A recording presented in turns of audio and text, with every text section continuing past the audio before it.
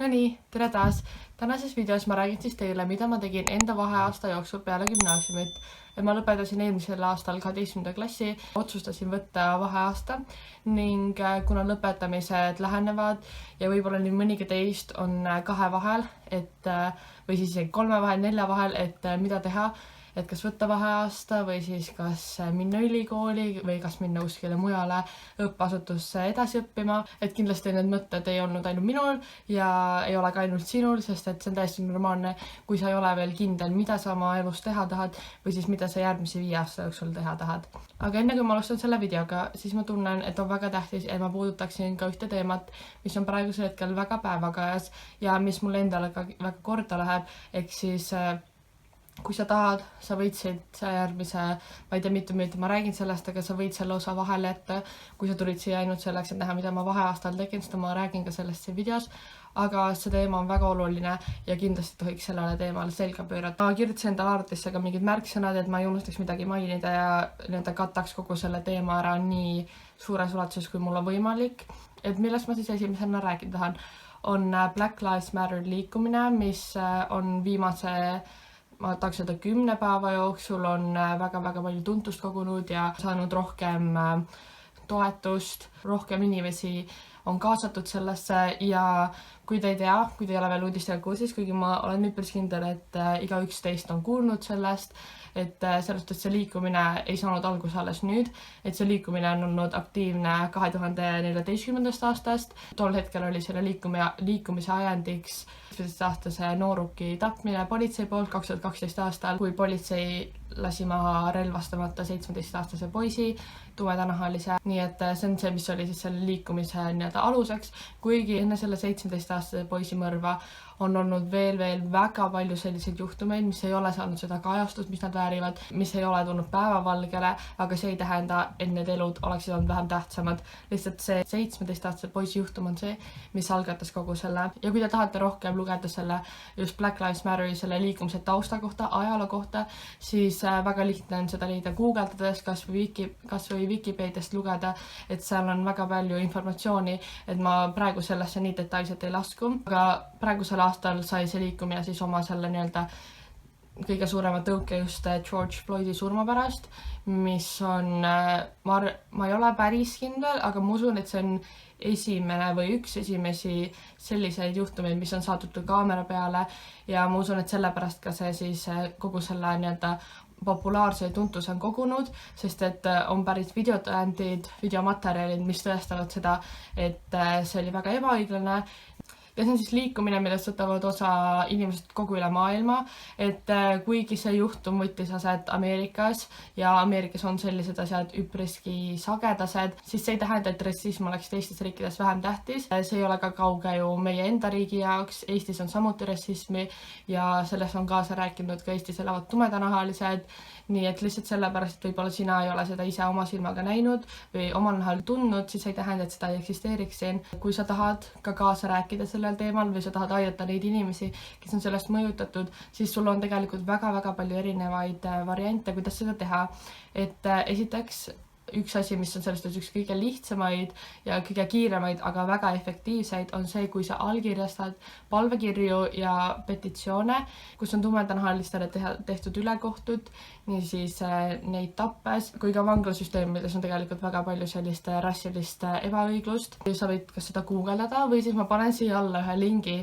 mis minu arvates on väga heaks alustuseks, et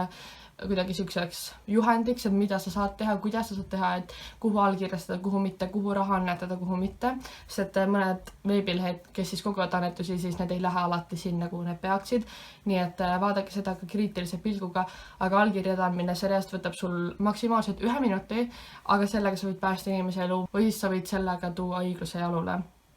Ja miks on tähtis enda häält kasutada on see, et täpselt nagu George Floydi juhtumi puhul, siis kõik need politseinikud, kes olid kaasosalised, ei saanud seda karistust, mida nad oleksid pidanud saama ja tänu avalikule survele ja massilisele liikumisele. Ja üks juhtum, mis kogub allkirju, on Breonna Taylori juhtum. Ma üritan sellest kokkuvõttelt rääkida. Peale selle video filmimist ma olen teinud natukene rohkem taustauuringut ning ma olen leidnud täpsema informatsiooni siis Breonna Taylori mõrva kohta. Breonna Taylor oli 26-aastane ning 13. märtsil 2020 kell 12:30 öösel, kui tema ning tema poissõber Kenneth magasid, kuulsid nad mitu korda valju koputust välisuksel. Kui nad küsisid, kes on, siis nad ei saanud ühelgi korral vastust. Politsei murdis ukse maha ning kuna Kenneth ega Breonna ei teadnud kumbki, et see on politsei, siis nad mõlemad eeldasid, et neil on koju sisse murtud ning Kenneth tulistas omaenda relvast ühe korra ning see kuul tabas ühte politseinikut jalga. Politseinikud seevastu tulistasid 20 korda ning neist 8 kuuli tabasid Breonnat, tuues kaasa tema surma. Politseil ei olnud ühtegi läbiotsimisorderit ega alust sinna sisse murda. Breonna poissõber Kenneth sai süüdistuseks mõrvakatse, kuid kõik 3 Breonna tapnud politseinikud kõnnivad siiamaani vabaduses. Nii et ma tõesti panen teile südamele, et allkirjastage neid petitsioone ja palvekirju, sest et ükski inimene ei vääri sellist surma. Sellised taolisi juhtumeid on veel palju, aga see on lihtsalt üks paljudest, mis on siis rohkem päevaga ja saanud. Lisaks siis allkirjastamisele, sul on endal võimalus iseennast harida sellel teemal, sul on võimalus vaadata teemakohaseid videosid, filme. Üks film, mis on minu arvates väga-väga hea, seda näeb ka Netflixis, on When They See Us ja see on minu arust täiesti ehe näide sellest, kuidas Ameerikas on see vanglasüsteem ja õiglussüsteem, kus pannakse vangi inimesed, kes on täiesti süütud, kellel ei olnud kuriteoga mitte mingisugust pistmist ja kes kaotasid siis enda elust 6-7 aastat vangis istuses, sellepärast et politseil oli vaja lihtsalt kedagi, kelle peale näpuga näidata ja keda süüdlaseks nimetada. Ehk siis palun uuri selle kohta ja sellest sa võid ka raamatuid lugeda sellel teemal, palju on minu arust tehtud ka podcast'e, neid siis väljundeid on väga-väga palju ja ära piirdu ainult ajalehtede või ajakirjades nähtuga või kuulduga või siis raadios kuulduga, sest et peavoolumeedias tihtipeale siis uudiseid filtreeritakse läbi, sulle ei näidata asja seda tervikpilti ja ei näidata asja nii-öelda igast küljest, vaid sulle tihtipeale lihtsalt söödetakse ette seda, mida inimesed näha tahavad ja võib ka juhtuda nii, et inimesed, kes sellel teemal sõna võtavad, nad ei ole sellesse süvenenud, nad ei tea, millest nad räägivad ja siis panevad teistele inimestele ka siukseid valesid mõtteid pähe. Mina isiklikult, ma täiesti ausalt ütlen, et mina toetun ja usun pigem neid asju, mida ma näen Twitteris ja näiteks Instagramis ehk siis sotsiaalmeedias, sest et ma tean, et sinna postitavad oma lugusid, videosid, pilte, kogemusi inimesed, kes on päriselt ka nende sündmuste keerises, kes on päriselt tunnistajaks politsei ebaõiglusele ja kellel ei ole sellised motiivi siis valetada teistele. Et üks asi, mida minu arvates meedia väga ei näita, et ma tean küll, et ajalehtedes on rohkem uudiseid selle kohta, kui mässulised need protestid on ja ma ütlen ausalt, et ma ei ole ise vägivalla poolt, ma ei ole sellise mässamise poolt, aga mina saan aru ka nendest inimestest, sest et kui sa oled vähemuses ja kui siis sinu nii-öelda inimesi on nii mitusada aastat diskrimineeritud ja nende kallal on kasutatud vägivalda ja kõike muud taolist, siis ma saan aru, et miks neis on nii palju viha ja raevu. Ja asjad, mida ma veel olen näinud siis sotsiaalmeedias, on see, kuidas mõned protestid on ka rahulikud, kus politsei teeb kodanikega koostööd ja seda on kindlasti nendel endal inimestel on seda väga hea tunda ja näha, et neid on kuulda võetud, et võimuorganid tegelikult ka toetavad neid, kuid ma olen ka näinud taolisi videosi, kus politsei siis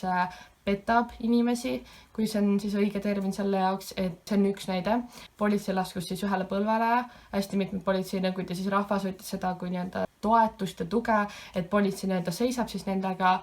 aga sel hetkel, kui kõik inimesed olid siis politseinikele lähemale läinud ja samuti ühele põlvele laskunud, siis politsei hakkas neid ründama kummikuulidega ja pisar ning pipragaasiga. See on asi, mida sa peaksid teadma, et kõik ei ole nii selline ühetahuline. Ja kui sul on rahaliselt võimalik, siis sa võid kindlasti ka annetada organisatsioonidele, eraisikutele, ettevõtetele, kes siis kuuluvad sellesse vähemusse ja või kes on siis otseselt puudutud selle liikumise tagajärjel. Varasemalt ma ei olnud nii teadlik sellel teemal, kui ma olen praegu. Ma olen terve elu teadlik olnud, et selline asi toimub, et on rassilised ebaõiglused, rassiline vähemus, aga ma ei ole kunagi aru saanud, kui suur probleem see tegelikult on. See, et sa täna võib-olla ei tea nii palju kui keegi teine, see ei tähenda, et sa ei võiks ennast sellel teemal harida ja ennast kurssi viia, sest et ma tean, et see teema on üpriski suure mahuga. Sellel on väga pikk ajalugu, sellel on väga palju erinevaid aspekte, et nii sündmusi, inimesi, kõik, mis seovad selle üheks tervikuks, aga kindlasti sa võid igapäevaselt ju midagi rohkem juurde õppida, et olla järgmisel päeval targem. nüüd, kui ma tulen tagasi selle Instagrami ja Twitteri juurde, et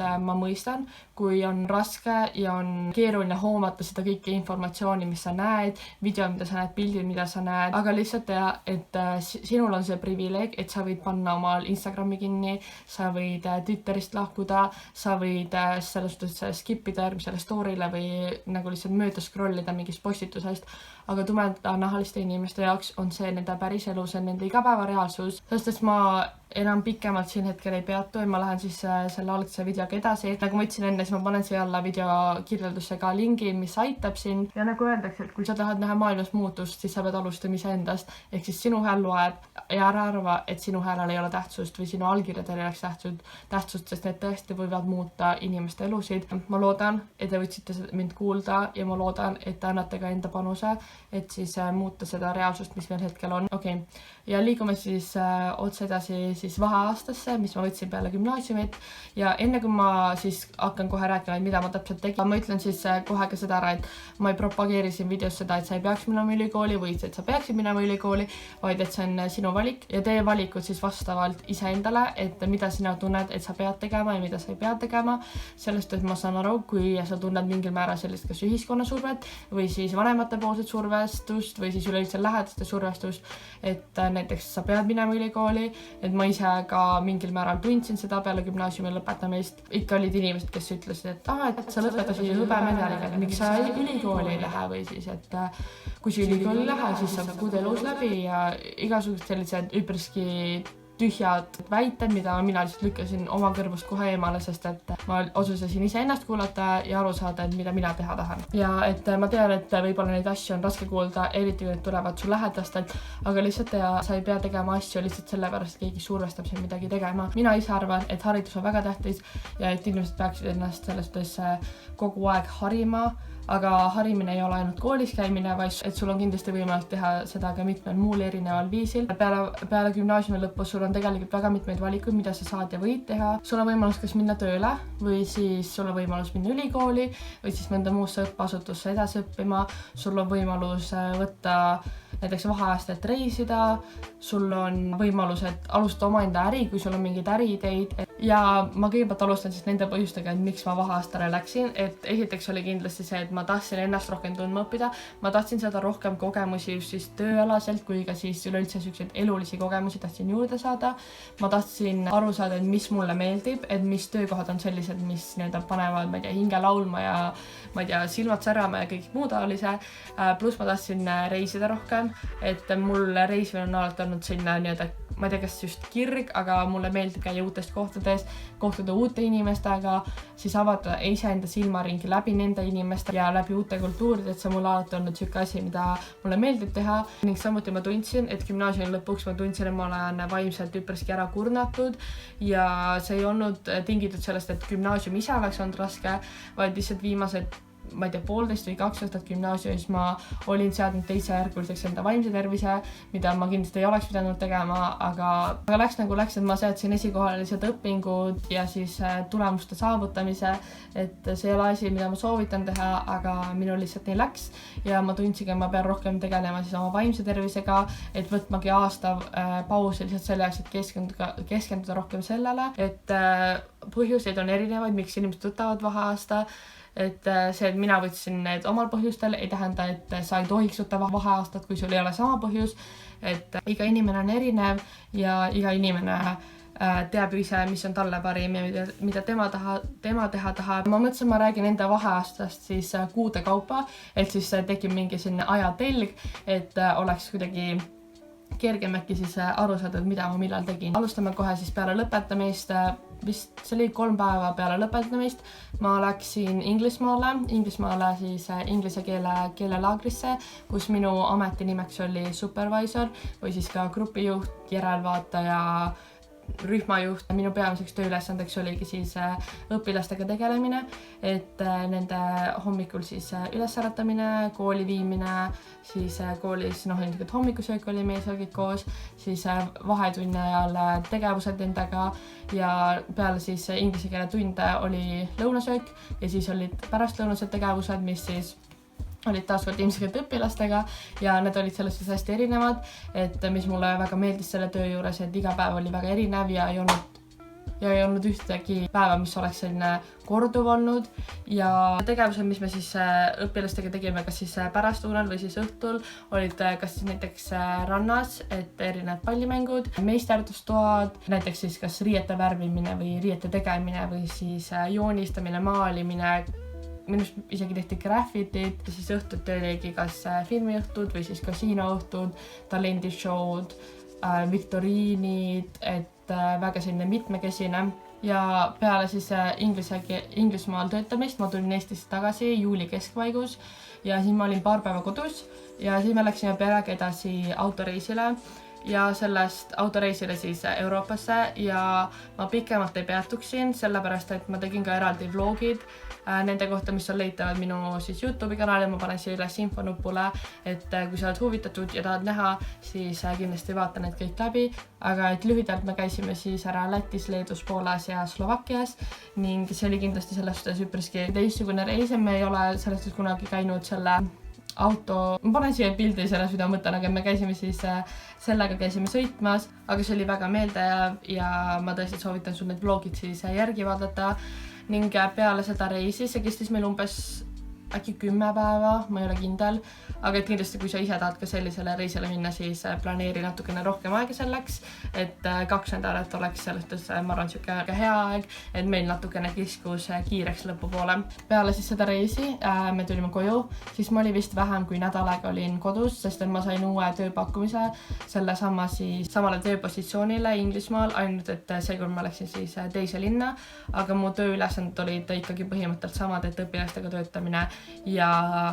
päevased tegevused nendega läbi viia, õhtused tegevused, lihtsalt nendega aja veetmine koos, siis väljasõidud ja kõik see, et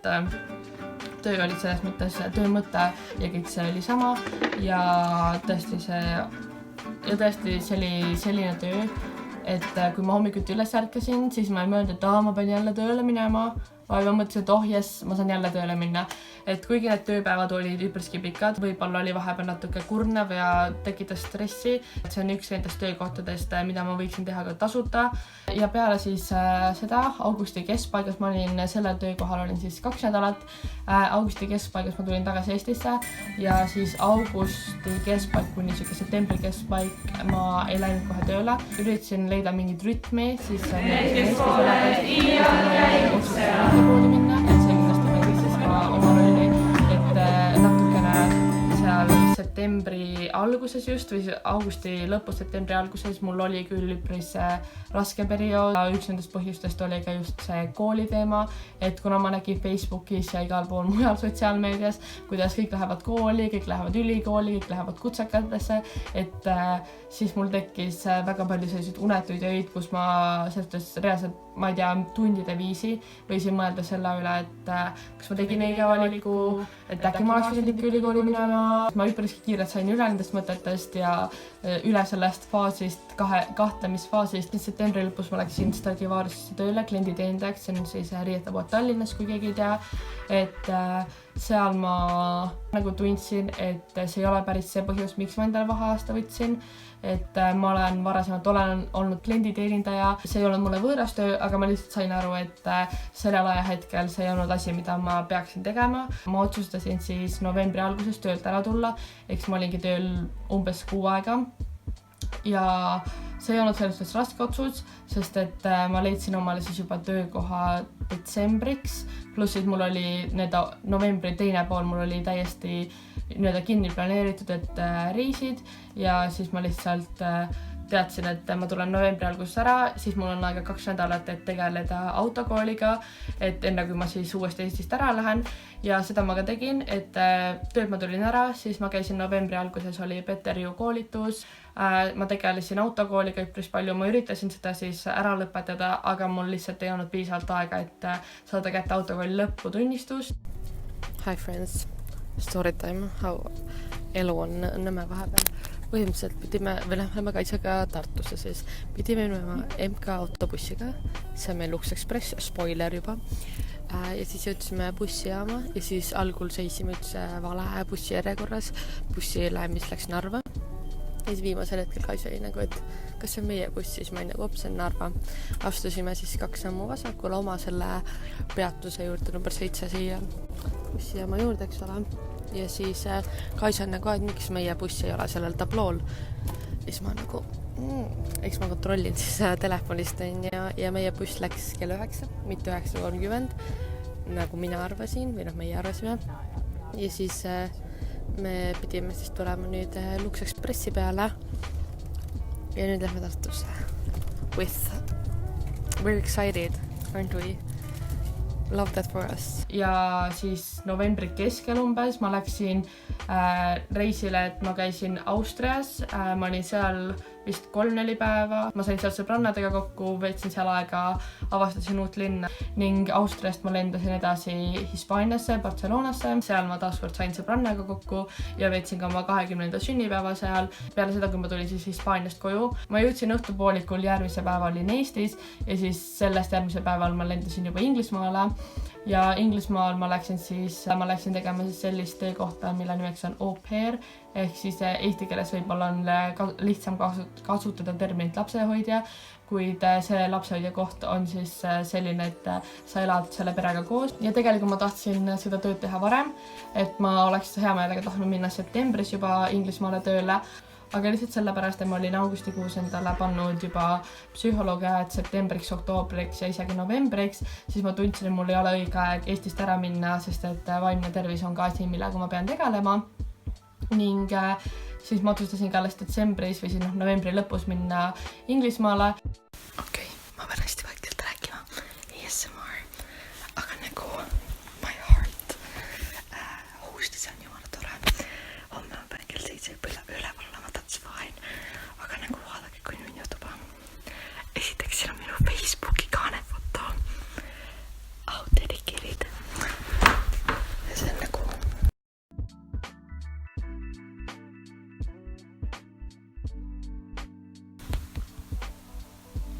ja ma olin seal terve detsembrikuu, et ma olin seal sellepärast nii vähe, et ma alguses olin endale teinud ka plaanid jaanuarikuusse, aga need plaanid kukkusid läbi ning siis selleks hetkeks mul ei olnud enam võimalus pikendada enda seda lapsehoidmise tööaega, eks ma tulin jaanuari alguses Inglismaalt ära ja ma ütleks selle Inglismaa töökohta, et see oli kindlasti väga-väga õpetav. See andis mulle väga palju juurde seda iseseisvustunnet, et kuna ma läksin sinna teadmata ühtegi inimest seal varasemalt, siis see kindlasti aitas mul kasvatada seda iseseisvust ja saada hakka üksinda iseendaga, et see oli juba selle poolest oli see väga väärt kogemus, pluss ma õppisin seal väga palju uusi teadmisi laste kasvatamise kohta, et kuidas mina oma lapsi kasvataksin, kuidas ma neid ei kasvataks ja ma kindlasti läheksin uuesti lapsehoidjaks, aga et nüüd ma olen ikkagi targem ka selles osas, et kuidas endale näiteks host-pere valida. See oli ikkagi selline töökogemus, mida mul ei olnud kunagi varem olnud. Jaanuar-veebruar ma olin Eestis, et ma tahtsin küll tööle minna, aga ma kahjuks ei leidnud ühtegi töökohta, kes oleks võtnud mind siis nii lühikeseks ajaks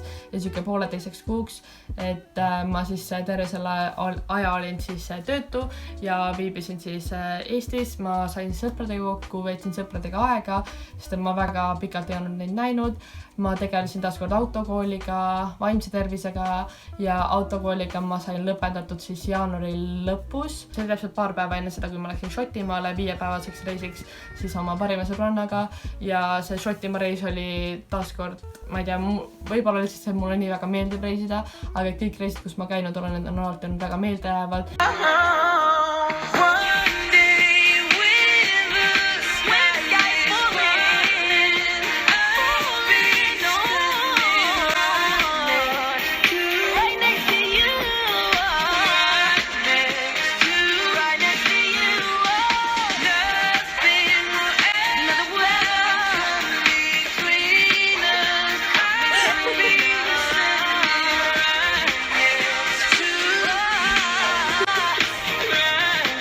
Ja peale seda